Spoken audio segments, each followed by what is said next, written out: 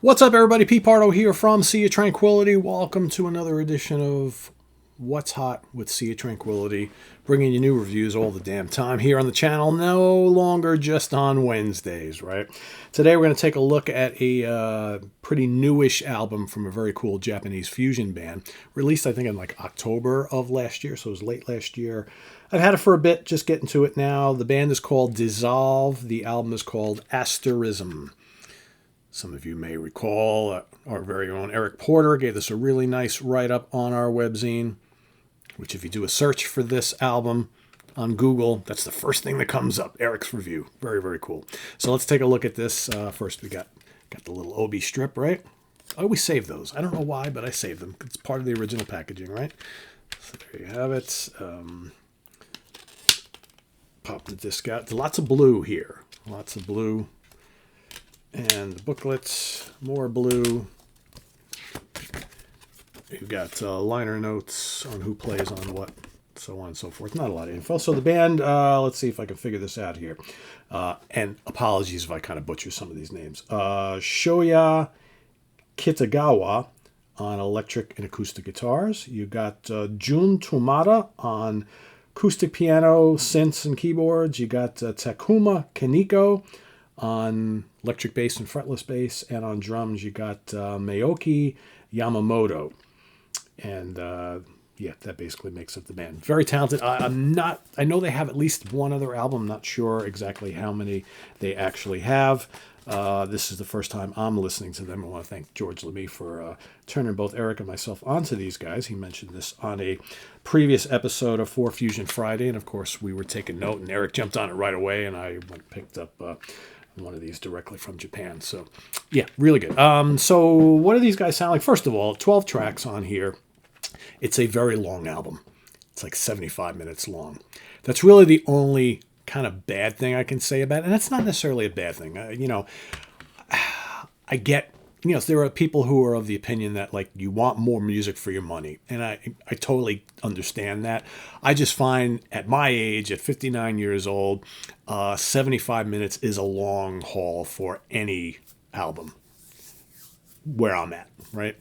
That being said, it's 75 minutes of pretty spectacular music, right? So it's just, but, maybe for me, if they would have trimmed 10, 15 minutes off of it, maybe a little bit easier to get in one sitting. And that's the thing, right? Because, 75 minutes, a lot of times if I want to listen to it at the gym or, whatever I'm doing, sometimes I don't have 75 minutes. And it's like, and I hate the fact that I only can make it through 45, 50, 55 minutes of this, right? And I have to kind of keep going back and replaying it. So it's, could be a little more compact. But what's included in this album is very, very well done. This is very bright, melodic, catchy jazz fusion with, to my ears anyway, I hear a big nod to some of the fusion bands of the late 70s, early 80s. Specifically, I hear a lot of Pat Metheny group in this band, but I think it's a little bit more upbeat and funky than the Pat Metheny stuff. But the way the piano and the guitars kind of play off each other and how melodic it is and how catchy it is and how many hooks are in these instrumental songs, it reminds me of classic Pat Metheny group. Pat and Lyle Mays, that sort of thing.